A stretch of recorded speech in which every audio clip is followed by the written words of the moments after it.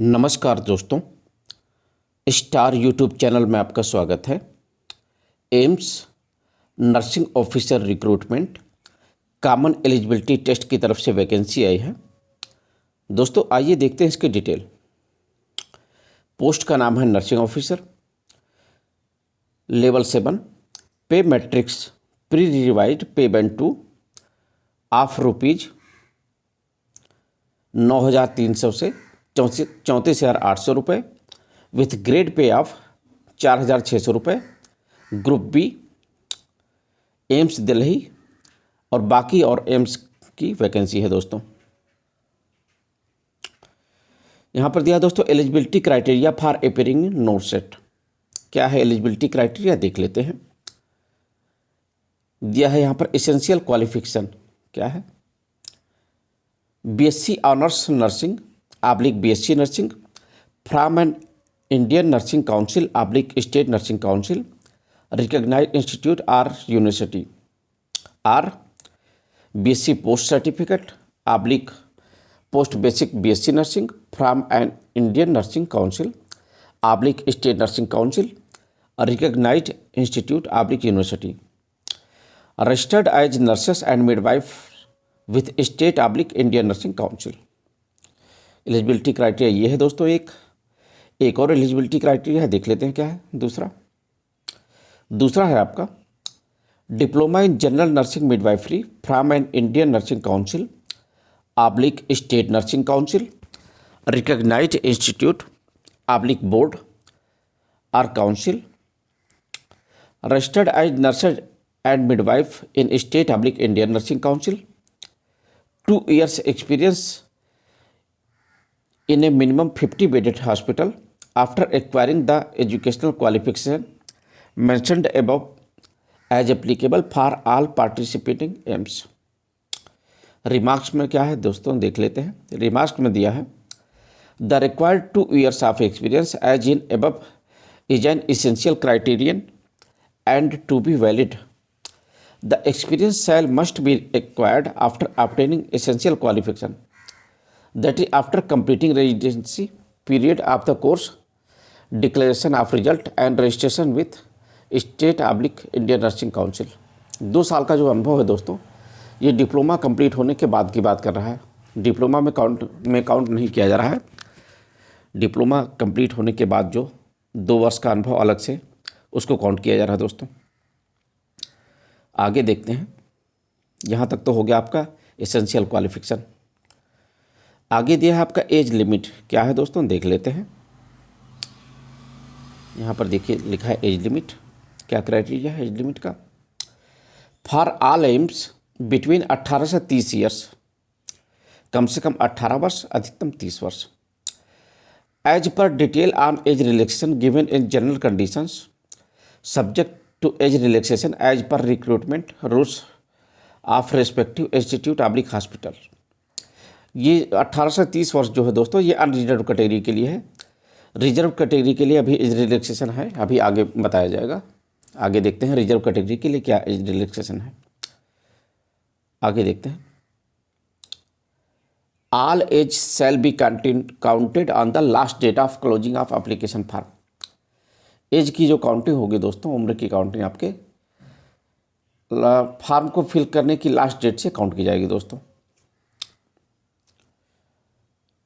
यहाँ पर दिया नंबर ऑफ वैकेंसीज कितनी है, सी एनेक्जर फर्स्ट में दिया है नंबर ऑफ वैकेंसीज, अभी आगे देखेंगे। एप्लीकेशन फ़ी क्या है दोस्तों, देख लेते हैं। एप्लीकेशन फ़ी जो है जनरल या ओबीसी कैंडिडेट के लिए 3,000 रुपये है, ₹3,000। एससी और एसटी कैंडिडेट और इकोनॉमिक वीकर सेक्शन के लिए 2,400 रुपये है। पर्सन विथ डिसेबिलिटीज के लिए कोई फीस नहीं है दोस्तों, कोई एप्लीकेशन फ़ी नहीं है। एप्लीकेशन फ़ी आप किस तरीके से जमा कर सकते हैं, किस मोड से, देख लेते हैं। The candidate can pay the prescribed application fee through debit card से जमा कर सकते हैं आप, या क्रेडिट कार्ड से, या नेट बैंकिंग से जमा कर सकते हैं आप। Transaction processing fee if any as applicable will be payable to the bank by the candidate. अगर ट्रांजैक्शन फ़ी या प्रोसेसिंग फ़ी है वो कैंडिडेट पे करेगा। आगे देखते हैं क्या लिखा है। एप्लीकेशन फ़ी एक बार जमा हो जाने के बाद जो दोस्तों किसी भी कंडीशन में रिटर्न नहीं होगा। यहाँ लिखा है, अगले पॉइंट में लिखा है, application without the prescribed fee would not be considered and समरली rejected. Application fee अगर आप जमा नहीं करते हैं तो आपका जो है एप्लीकेशन फॉर्म रिजेक्ट हो जाएगा।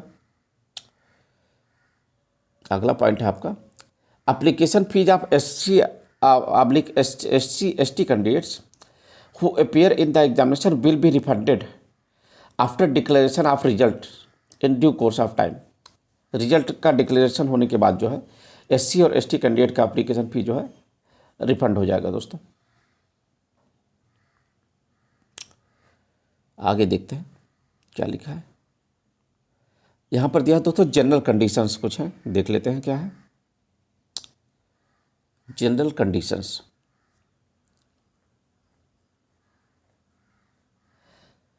दिया है, the post carry usual allowance as admissible to central government servant of similar status stationed at respective cities of respective institute oblique hospitals.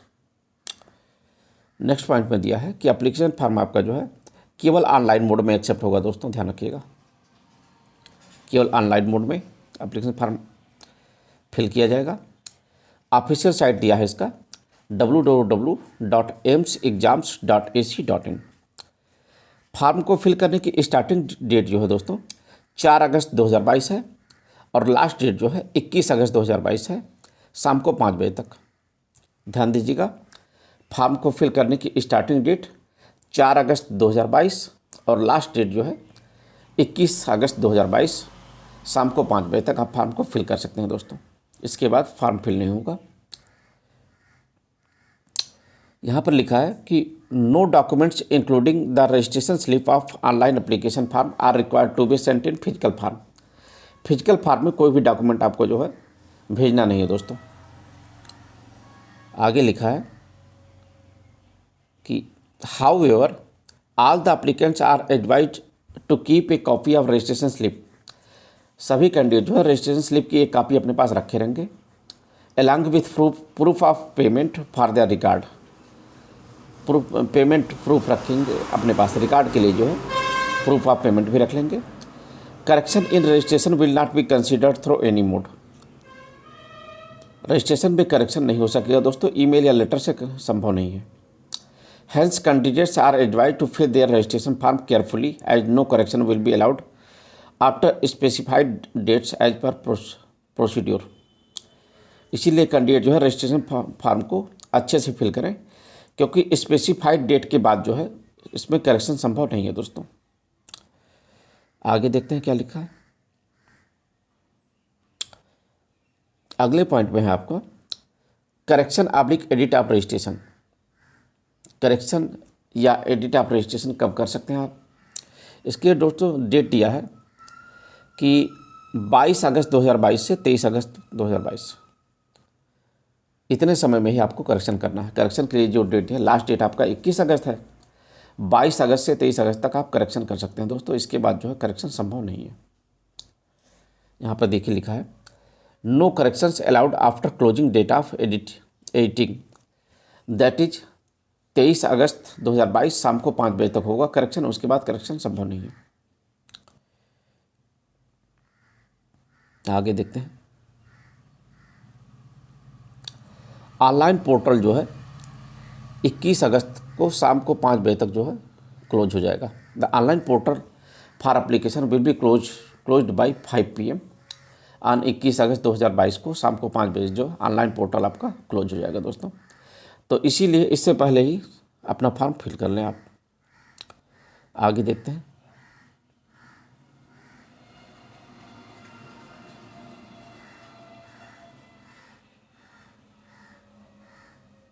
यहाँ पर यही दिया है दोस्तों कि जो कैंडिडेट जो फॉर्म को फिल कर रहे हैं वो देख लें अपना कि एलिजिबिलिटी है उनकी कि नहीं है, वो एलिजिबल हैं इस फॉर्म को भरने के लिए कि नहीं है। अगर एलिजिबल नहीं है तो उन्हें रिजेक्ट कर दिया जाएगा, ये दिया है ओवरऑल। आगे देख लेते हैं क्या लिखा है।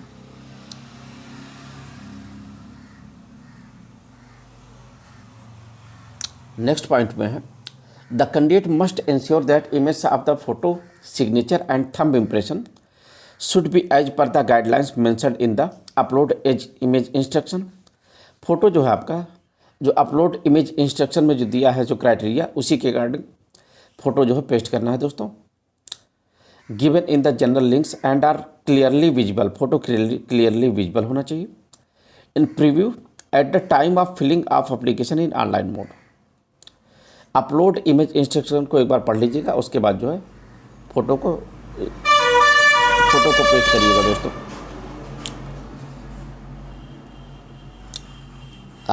फोटो को अपलोड करना है, सिग्नेचर और थंब इम्प्रेशन ध्यान से देख लीजिएगा ताकि कोई गलती ना होने पाए। यहाँ पर दिया है दोस्तों एज रिलैक्सेशन, एज रिलैक्सेशन के बारे में दिया है, देख लेते हैं क्या क्या है।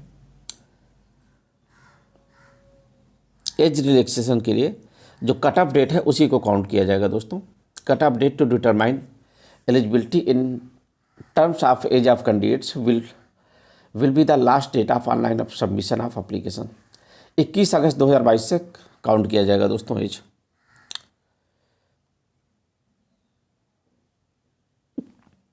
यहाँ पर दोस्तों कैटेगरी वाइज दिया है, देख लेते हैं किस कैटेगरी को कितना एज रिलैक्सेशन मिल रहा है, देख लेते हैं। एससी और एसटी कैंडिडेट को जो है यहाँ पर ये लिखा है दोस्तों सबसे ऊपर, तो age relaxation permissible beyond the upper age limit beyond 30 years. 30 साल के बाद जो है एज रिलैक्सेशन जो दिया जा रहा है क्या क्या है, देख लेते हैं कैटेगरी वाइज। एससी और एसटी को 5 वर्ष का एज रिलैक्सेशन मिल रहा है दोस्तों। ओबीसी को 3 वर्ष का। पीडब्ल्यूबीडी इनको 10 वर्ष का दे रहा है। पीडब्ल्यूबीडी प्लस ओबीसी को 13 वर्ष का, और अधिकतम 56 वर्ष से आधे एज रिलैक्सेशन नहीं मिलेगा दोस्तों। PWBD plus SC oblique ST को 15 वर्ष का अधिकतम मिल रहा है, और 56 वर्ष से आधे नहीं होना चाहिए। पीडब्ल्यूबीडी जो है आपका दोस्तों पर्सन विथ बेंचमार्क डिसेबिलिटी, वही दिव्यांग जिसे आप कहते हैं वही है। Ex serviceman and commissioned officers including ECO oblique SSOs को 5 वर्ष का मिल रहा है दोस्तों। एक्स सर्विसमैन के लिए 5 वर्ष का एज रिलैक्सेशन है। आगे देखते हैं। Central government civilian employees for group B post. Central government civilian employees general या अनरिजर्व्ड कैटेगरी के हैं, who have rendered not less than, जिन्होंने कम से कम 3 साल सेवा दी है, उन्हें 5 वर्ष का एज रिलैक्सेशन मिल रहा है। Central government civilian employees OBC जो है, जिन्होंने कम से कम 3 वर्ष सेवा की है, उन्हें 8 वर्ष का एज रिलैक्सेशन मिल रहा है। और सेंट्रल गवर्नमेंट सिविलियन एम्प्लॉइज जो एससी और एसटी कैटेगरी के हैं, जिन्होंने कम से कम 3 वर्ष की सेवा की है, उन्हें 10 वर्ष का एज रिलैक्सेशन मिल रहा है दोस्तों। आगे देखते हैं।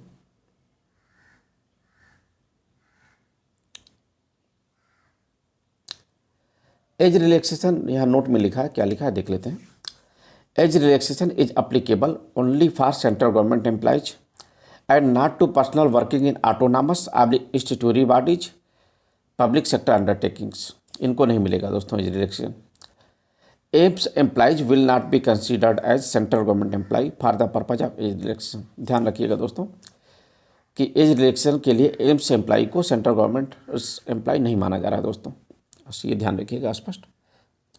AIIMS employees will not be considered as central government employee for the purpose of age relaxation, यहाँ क्लियर लिखा है। आगे देखते हैं। कास्ट ऑब्लिक कैटेगरी सर्टिफिकेट क्या है दोस्तों, देख लेते हैं।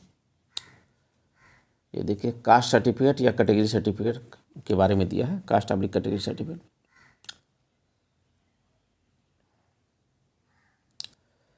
यहाँ पर दिया है दोस्तों कि कास्ट सर्टिफिकेट आपका जो है non creamy layer OBC non creamy layer के लिए दिया है कि 1 अप्रैल 2022 से 31 मार्च 2023 के बीच का बना होना चाहिए दोस्तों। ये जो इसी पीरियड का बना होना चाहिए आपका OBC non creamy layer certificate जो आपका उसका जो ड्यूरेशन पीरियड दिया है 1 अप्रैल 2022 से 31 मार्च 2023 तक का बना होना चाहिए। ओबीसी का नॉन क्रिमिलियर सर्टिफिकेट होगा दोस्तों, ध्यान रखिएगा। ड्यूरेशन दिया है 1 अप्रैल 2022 से 31 मार्च 2023 ड्यूरेशन तक का।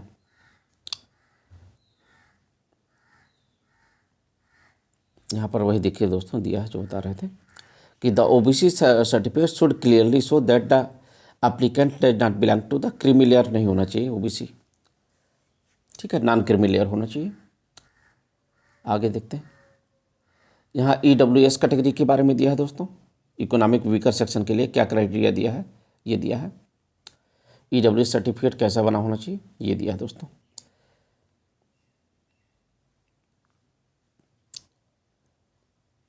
इशूड फ्रॉम 1 अप्रैल 2022 से इशूड होना चाहिए दोस्तों, बट नॉट लेटर देन 31 मार्च 2023 के बाद का नहीं होना चाहिए। इशूड जो है आपका 1 अप्रैल 2022 से 31 मार्च 2023 तक का इशू होना चाहिए। यहाँ पर इकोनॉमिक वीकर सेक्शन के लिए जो कास्ट सर्टिफिकेट होता है देख लीजिएगा दोस्तों एक बार कैसे होना चाहिए, क्या क्राइटेरिया होना चाहिए। आगे देखते हैं, यहाँ पर दिया कि कैंडिडेट जो कि अपना कास्ट सर्टिफिकेट जो प्रोड्यूस नहीं कर पाएंगे, बाद में नहीं कर पा रहे हैं, तो उन्हें जो है रिलैक्सेशन नहीं मिलेगा। Candidates who fail to produce valid registration valid category certificate OBC EWS SC ST PWBD ETC during document verification are as and when required to produce the same, जब उन्हें डॉक्यूमेंट वेरिफिकेशन के समय the candidature will be cancelled, ठीक है, तो इन्हें आरक्षण का लाभ नहीं मिलेगा। अगर ये अपना कास्ट सर्टिफिकेट प्रोड्यूस नहीं कर पा रहे हैं तो उन्हें नहीं मिलेगा। All candidates are advise to obtain required valid category certificate in advance to avoid cancellation of candidature at any stage of recruitment process. इसलिए सभी कैटेगरी कैंडिडेट जो हैं अपना सर्टिफिकेट बनवा लें, पहले से ही बनवा लें, ताकि उन्हें बाद में दिक्कतों का सामना न करना पड़े। यहाँ वही दिया है दोस्तों कि फॉर्म को फिल करते समय अगर आप कैटेगरी अपनी शो कर रहे हैं और बाद में प्रोड्यूस नहीं कर पा रहे हैं तो रिजर्वेशन नहीं मिलेगा, उन्हें अनरिजर्व में काउंट किया जाएगा दोस्तों, ध्यान रखिएगा। आगे देखते हैं, यहाँ डिसेबिलिटी कैंडिडेट के बारे में दिया है दोस्तों। डिसेबल कैंडिडेट के लिए दिया है, दिव्यांग व्यक्तियों के लिए दिया है क्राइटेरिया कि उनका सर्टिफिकेट कैसा बना होना चाहिए, ये दिया है। देख लीजिए एक बार, दिव्यांग कैंडिडेट जो है एक बार देख लेंगे इसे ध्यान से।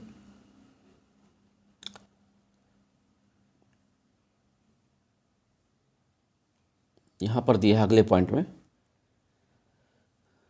कि educational qualification oblique certificates oblique category certificates must be submitted as and when required by AIIMS new Delhi को सबमिट करना होगा रिटन एग्जाम के बाद, और by the respective institute and also on the day of document verification के समय produce करना पड़ेगा।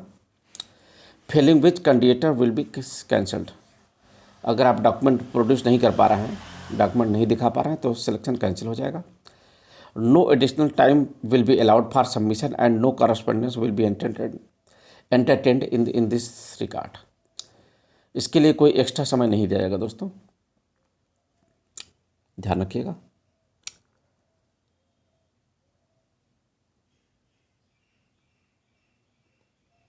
सभी डिटेल इन्फॉर्मेशन जो है दिया है, यहाँ पर लिखा है कि www.amsexams.ac.in इस ऑफिशियल साइट पर दिया है दोस्तों। एडमिट कार्ड आपका इसी ऑफिशियल साइट पर आएगा, www.amsexams.ac.in इसी पर जनरेट होगा, इसी से आपको अपलोड करना होगा, इसी ऑफिशियल साइट से। यहाँ पर दिया स्पष्ट दोस्तों, no admit card will be sent by the post. Admit card आपका बाई पोस्ट नहीं भेजा जाएगा दोस्तों, ध्यान रखिएगा, ऑफिशियल साइट पर ही अपलोड होगा। आगे देखते हैं,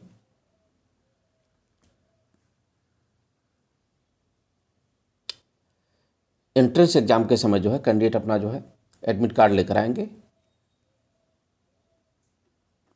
बिना एडमिट कार्ड के जो है एग्जाम में बैठने नहीं दिया जाएगा दोस्तों, ये लिखा है।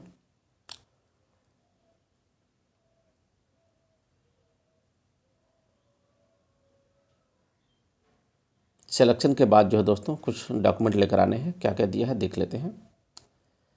सिलेक्शन के बाद जो है सेल्फ अटेस्टेड डॉक्यूमेंट लेकर आना है, क्या क्या लेकर आना है। Document required are copy of downloaded registration slip of online application form, copy of downloaded admit card, certificate showing the date of birth लेकर आना है, caste certificate oblique income and asset certificate as applicable if applied under SC ST OBC EWS category issued by the competent authority, disability certificate अगर कैंडिडेट जो है दिव्यांग है तो, certificate from competent authority in case where age relaxation has been sought for the basis other than caste oblique PWBD। No objection certificate लेकर आना है अगर आप रेगुलर एम्प्लॉय हैं तो। एजुकेशन क्वालिफिकेशन लेकर आना है, INC Indian nursing council oblique state nursing council registration certificate, experience certificate अगर कोई है तो, any other certificate as required to submit. ये सब डॉक्यूमेंट आपको लेकर आना है दोस्तों सिलेक्शन के बाद। आगे देखते हैं क्या लिखा है।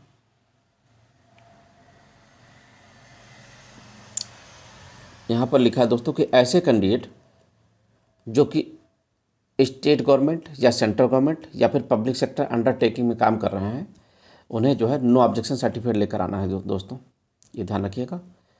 अगर आप वर्तमान में इस समय आप किसी स्टेट गवर्नमेंट या सेंट्रल गवर्नमेंट या पब्लिक सेक्टर अंडरटेकिंग में काम कर रहे हैं तो नो ऑब्जेक्शन सर्टिफिकेट बनवा लीजिएगा दोस्तों, ध्यान रखिएगा।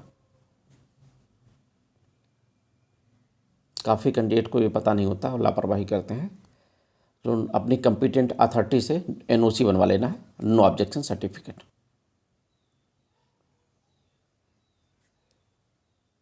आगे देखते हैं।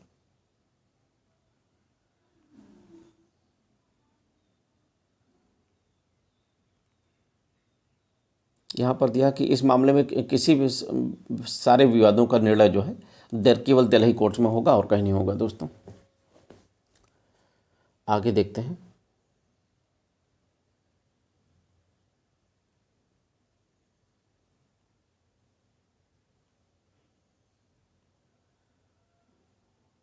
कंप्यूटर बेस्ड टेस्ट होगा दोस्तों, एंट्रेंस एग्जाम का जो है कंप्यूटर बेस्ड टेस्ट होगा, ऑनलाइन मोड में कंप्यूटर बेस्ड टेस्ट होगा।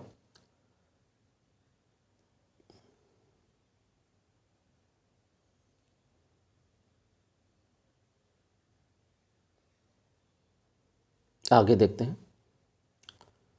यहाँ पर दिया दोस्तों pattern and scheme of examination कैसा होगा दोस्तों, देख लेते हैं, काफ़ी महत्वपूर्ण पॉइंट है। स्कीम ऑफ एग्जामिनेशन कैसा रहेगा, एग्जाम किस पैटर्न पर, देख लेते हैं। The duration of the examination shall be 3 hours, 3 घंटे का पेपर होगा दोस्तों, यानी 180 मिनट का। कितने क्वेश्चन आएंगे, 200 क्वेश्चन आएंगे दोस्तों। 2 MCQs मल्टीपल चॉइस क्वेश्चन होंगे, 200 मार्क्स, 200 नंबर के, और 4 ऑप्शन आएंगे with 4 alternative for each question, जिसमें 200 क्वेश्चन में से दोस्तों 180 क्वेश्चन जो आपके सब्जेक्ट के रहेंगे, 180 MCQs रिलेटेड टू सब्जेक्ट से रहेंगे आपके, और 20 क्वेश्चन जो आपके जनरल नॉलेज और एप्टीट्यूड के रहेंगे दोस्तों। 180 + 20, 180 आपका जो है सब्जेक्ट से होगा, सब्जेक्ट स्पेसिफिक, और 20 क्वेश्चन आपका जनरल नॉलेज और एप्टीट्यूड का रहेगा। टोटल 200 क्वेश्चन आएंगे दोस्तों, 3 घंटे में सॉल्व करना है। ध्यान दीजिएगा दोस्तों, निगेटिव मार्किंग है यहाँ पर 1/3। There will be negative marking of 1/3 marks for each wrong answer. प्रत्येक गलत उत्तर पर जो है 1/3 नंबर मिलेंगे दोस्तों, 1/3 नंबर काट लिए जाएंगे। प्रत्येक गलत उत्तर पर 1/3 नंबर काट लिए जाएंगे दोस्तों, ध्यान रखिएगा। क्वालिफाइंग मार्क क्या क्या है देख लेते हैं। मिनिमम जो है कितना लेकर आना है। अनरिजर्व्ड और इकोनॉमिक वीकर सेक्शन को कम से कम जो है 50% लेकर आना है दोस्तों क्वालिफाई होने के लिए। OBC कैटेगरी को कम से कम 45% लेकर आना है, और SC और ST को कम से कम 40% लेकर आना है दोस्तों क्वालिफाई होने के लिए, ध्यान रखिएगा। ये तो आपका मिनिमम जो है कट ऑफ मार्क है, मिनिमम क्वालिफाइंग मार्क है, कम से कम इतना लेकर ही आना है। आगे देखते हैं। दिव्यांग व्यक्तियों को जो है एडिशनल जो है 5% रिलैक्सेशन मिलेगा दोस्तों, ये लिखा है।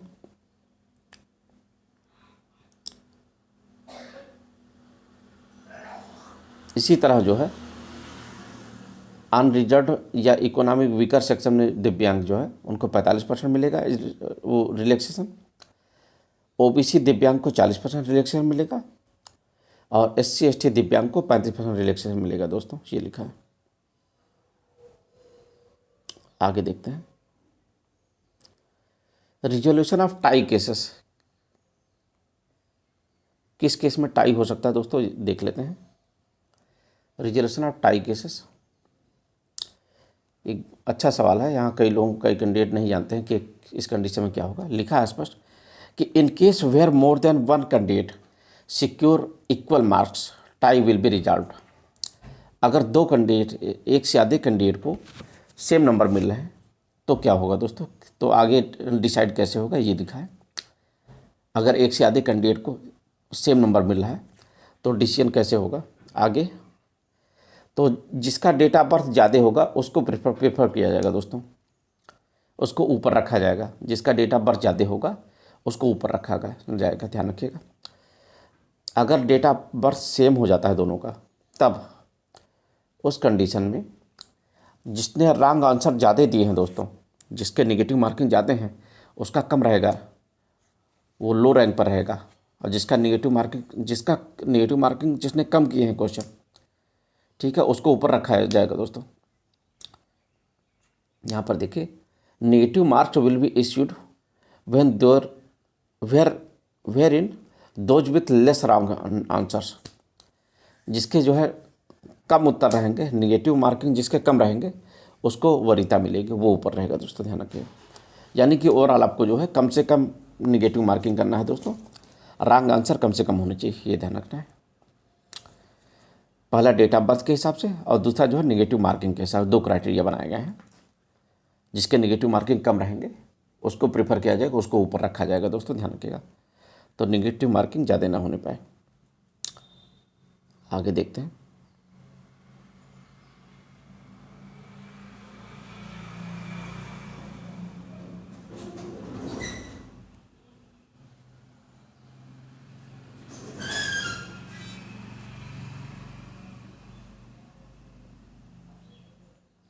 यहाँ पर दोस्तों सारे एम्स दिया है कि किस किस एम्स से वैकेंसी है। List of AIIMS where number of post for recruitment of nursing officer will be notified in due course of time. कौन कौन से एम्स से वैकेंसी है, सारे एम्स का मिलाकर है ना। तो AIIMS Bhatinda, AIIMS Bhopal, AIIMS Bhubaneswar, AIIMS Bibi Nagar, AIIMS Bilaspur, AIIMS Deoghar, AIIMS Gorakhpur, AIIMS Jodhpur, AIIMS Guwahati, AIIMS Kalyani, AIIMS Mangalagiri, AIIMS Nagpur, AIIMS new Delhi, AIIMS Patna, AIIMS Raebareli, AIIMS Raipur, AIIMS Rajkot, AIIMS Rishikesh, AIIMS Vijaypur. Total 19 AIIMS का जिक्र कर रहा है दोस्तों, टोटल 19 एम्स से वैकेंसी है। आगे देखते हैं क्या लिखा है। सभी एम्स का एड्रेस और वेबसाइट दिया है। आगे यहाँ नोट में क्या लिखा है दोस्तों, देख लेते हैं। नोट में क्या लिखा है, any other institute oblique hospital not included in the above list may also be included before declaration of result। Result declare होने से पहले जो है कोई इंस्टीट्यूट या हॉस्पिटल जो है जो इंक्लूड नहीं है वो इंक्लूड हो सकता है दोस्तों बाद में। आगे देखते हैं, यहाँ पर एक इम्पॉर्टेंट चीज़ दिया है दोस्तों, देख लेते हैं क्या लिखा है। एज पर decision in 4th meeting of CIB held on 27 July 2019, 80% seats are reserve for females and 20% for males. ये ध्यान रखिएगा दोस्तों, 80% सीटें जो है महिलाओं के लिए रिजर्व हैं और 20% जो है पुरुषों के लिए है दोस्तों। आगे देखते हैं, यहाँ पर दोस्तों age relaxation for ex serviceman category. Ex serviceman category के लिए एज रिलैक्सेशन का क्या क्राइटेरिया है ये दिया दोस्तों, देख लेंगे। एक्स सर्विसमैन कैंडिडेट देख लेंगे अपना ध्यान से। यहाँ पर दिया कि एक्स सर्विसमैन किसको कहा जाएगा दोस्तों, ये दिया है, उसकी डिफिनीशन दी है कि एक्स सर्विसमैन किसको माना जाएगा, ये दिया है। आगे ये दिया है कि एक्स सर्विसमैन किसको माना जाएगा, ठीक। आगे देख लेते हैं,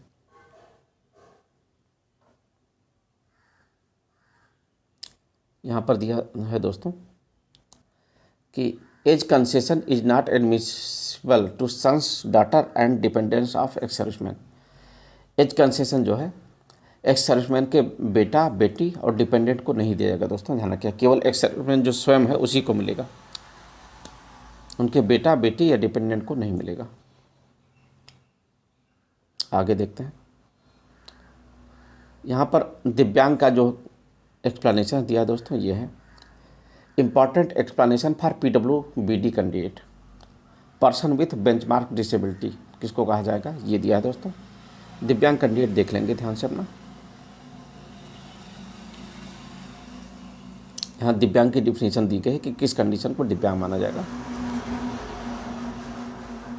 यहाँ लास्ट में दोस्तों दिया है कॉन्टैक्ट इन्फॉर्मेशन दिया है, देख लेते हैं आगे क्या क्या है। For inquiries related to NORCET please contact assistant controller exams, examination section, All India Institute of Medical Sciences, AIIMS, Ansari Nagar, New Delhi. यहाँ पर दोस्तों फैक्स नंबर दिया है, देख लेते हैं। फैक्स ये है 011-2658-8789, ये फैक्स नंबर दिया है दोस्तों। ईमेल दिया है notseteexams@gmail.com। टाइमिंग जो दिया है 9:30 AM से 5 PM Monday to Saturday. Toll free number दिया है दोस्तों 1800117898। और लास्ट में जो है दोस्तों ऑफिशियल वेबसाइट दी है www.aimsexams.ac.in। तो दोस्तों हमने इस वैकेंसी में लगभग सारी जानकारी को कवर कर लिया है। उम्मीद करता हूं कि आपको ये हमारी जानकारी पसंद आई होगी दोस्तों जानकारी पसंद आई तो हमारे चैनल को सब्सक्राइब कर दीजिएगा, ताकि आपको ऐसी ही वैकेंसी की इन्फॉर्मेशन मिलती रहे दोस्तों।